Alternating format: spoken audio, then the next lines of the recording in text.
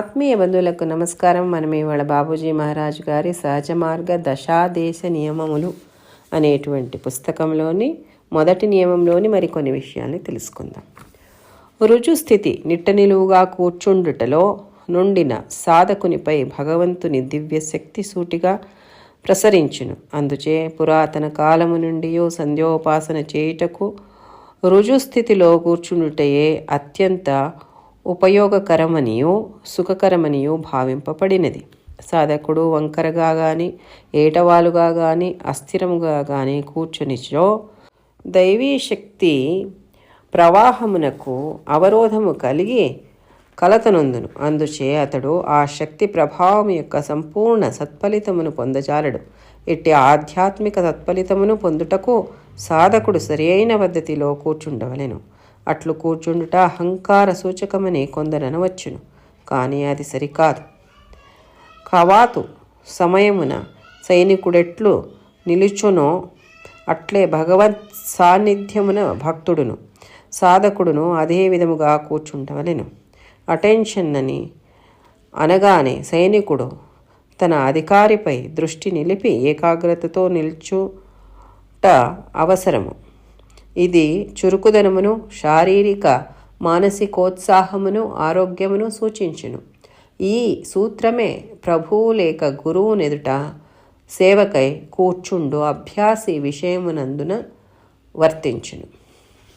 శుచిత్వమును గూర్చి హైందవుల ఆదర్శము నిజముగా అత్యున్నతమైనది. కానీ ప్రస్తుతము ఆ ఆదర్శము మిగుల అధోగతిలోనికి వచ్చి ఊహ మాత్రముగానే నిలిచినది.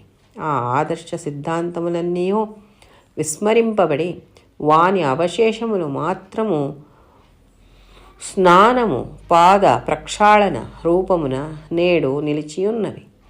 మన గమ్యమగు శాశ్వత సద్వస్తువు దోషరహితమై శుచి అయి ఉన్నదను భావనపై మన శుచిత్వ సిద్ధాంతము ఆధారపడి ఉన్నది. పరమ పావనమై మల విక్షేప ఆవరణాది దోషరహితమై అత్యున్నతమైన కేవల పవిత్రతయే మన ఆదర్శము. మనము ఈ త్రిదోషములచే కలుషితమై ఉన్నాముగాన అట్టి ఆదర్శమునకెంతయో దిగువనున్నాము.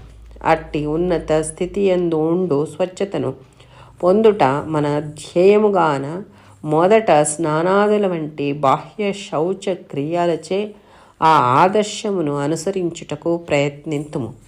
ఈ బాహ్య ప్రయత్నముల ఫలితము మన మనస్సుపై ప్రసరించి మనలో ఆంతరంగిక పవిత్రత కూడా అభివృద్ధి నొందనారంభించుము. ఈ నిర్విరామ కృషిని మన లక్ష్యముపై దృఢమగు ఏకాగ్రతతో జోడించుట అత్యున్నతమగు పవిత్రతా స్థితిని పొందుటకు ఉపకరించును. ఈ పద్ధతి ఇట్లు ప్రవృతమై నిజమగు పరిశుద్ధత మన యందు వ్యాపించి అంతఃశౌచముతో బాటు మనస్సు సహితము నిర్మలమైన పవిత్రమగు నూహలను రేకెత్తించి మన పురోగమనకు దోహదము చేయును. ఇట్లు మనము 2 విధములుగా లాభము పొందుచున్నాము. ఉపాసన సాధనలచే ఆంతరంగిక శుచిత్వమునకు మనము ప్రయత్నము చేయుటచే ఈ బాహ్య శౌచ ప్రక్రియలు దానికి సహాయపడి మన ఆదర్శమును సులభముగా పొందుటకు వీలగును.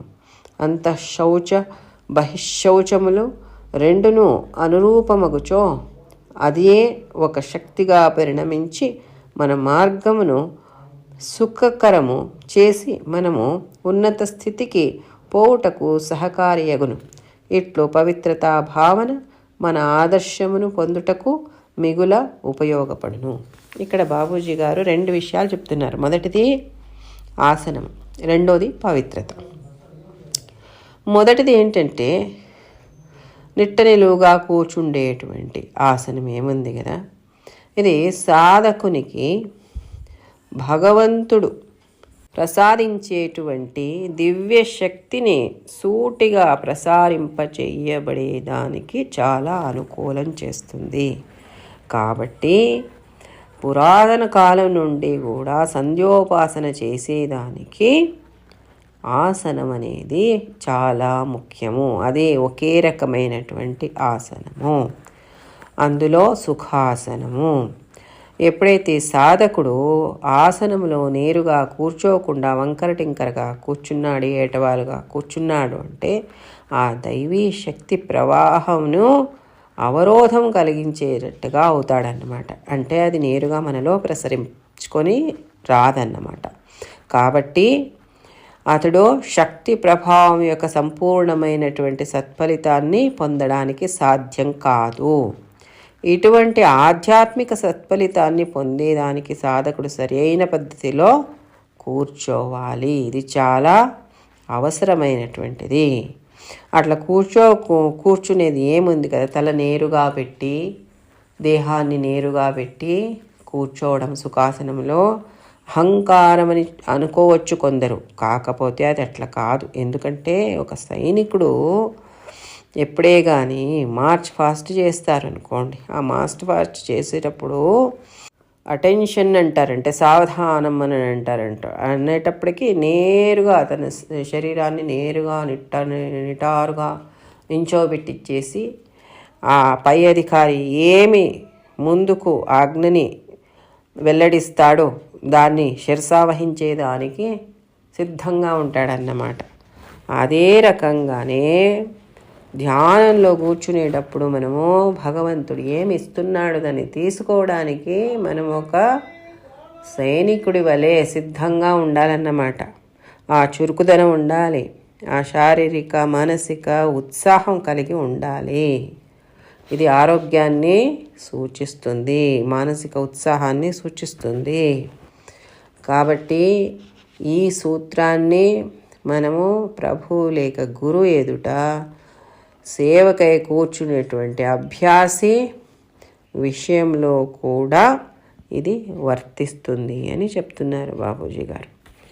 అంతేకాకుండా శుచిత్వం అనేది, శుద్ధమైనటువంటిది, పవిత్రత అనేది ఏముంది, హిందువుల ఒక ఆదర్శం అన్నమాట. ఇది నిజంగా చాలా అత్యున్నతమైనటువంటిది. కాకపోతే ప్రస్తుత పరిస్థితిలో ఈ ఆదర్శం అనేది అధోగతికి వెళ్ళిపోయింది.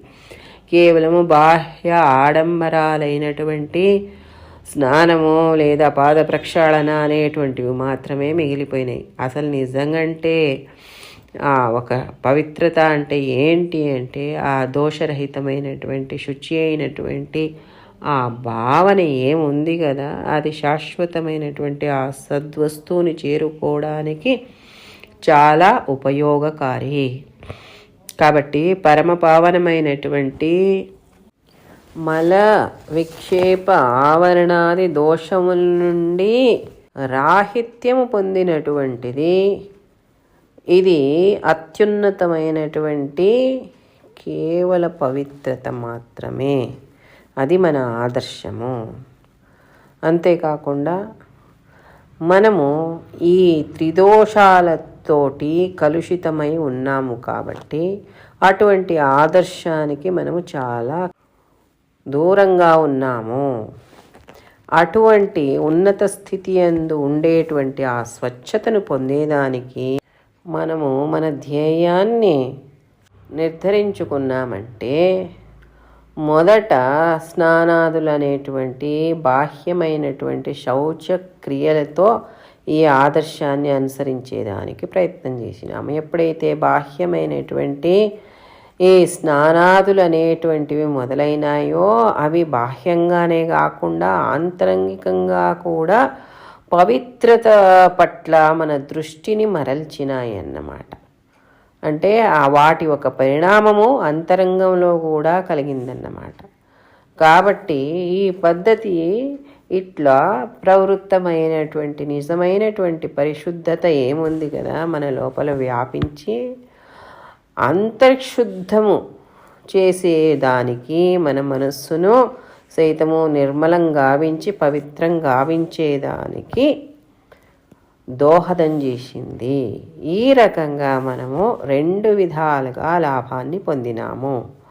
ఒకటి ఉపాసన సాధనలతోటి ఆంతరంగికమైనటువంటి శుచిత్వాన్ని మనము ప్రయత్నం చేస్తూ ఉండేదాని నుంచి అది కలుగుతోంది. అంతేకాకుండా బాహ్య శౌచ ప్రక్రియల నుంచి అంటే స్నానము మొదలైనటువంటి ఈ శుద్ధీకరణము బాహ్య శుద్ధీకరణం నుంచి కూడాను అంతర్శుద్ధీకరణం కూడా కలుగుతోంది. కాబట్టి అంతర్శుద్ధీకరణము మరి బాహ్య శుద్ధీకరణము రెండూ ఒకటికొకటి ఆ ఒక దివ్య శక్తిగా పరిణమించి మన మార్గాన్ని సుఖకరం చేస్తున్నాయన్నమాట. అంటే ఆ ఉన్నతమైనటువంటి స్థితిని చేరుకోవడానికి అది సహాయం చేస్తుంది. ఈ రకంగా పవిత్రతా భావన మన ఆదర్శాన్ని పొందేదానికి మనకు చాలా ఉపయోగపడుతోంది అని చెప్తున్నారు బాబూజీ గారు. కాబట్టి ఆసనము నేరుగా కూర్చోవాలి అనేది మనం చక్కగా గ్రహించాలి. బాహ్య శుద్ధీకరణ అలాగే అంతర్శుద్ధీకరణ కూడా చాలా ముఖ్యమైనటువంటిది అనేది బాబూజీ గారు తెలియజేసినారు. కాబట్టి మిత్రులారా, ఇంతటితో ఈ సత్సంగాన్ని ముగిద్దాం. మరికొన్ని విషయాల్ని వచ్చే సత్సంగంలో తెలుసుకుందాం. అప్పటిదాకా సెలవు. నమస్కారం.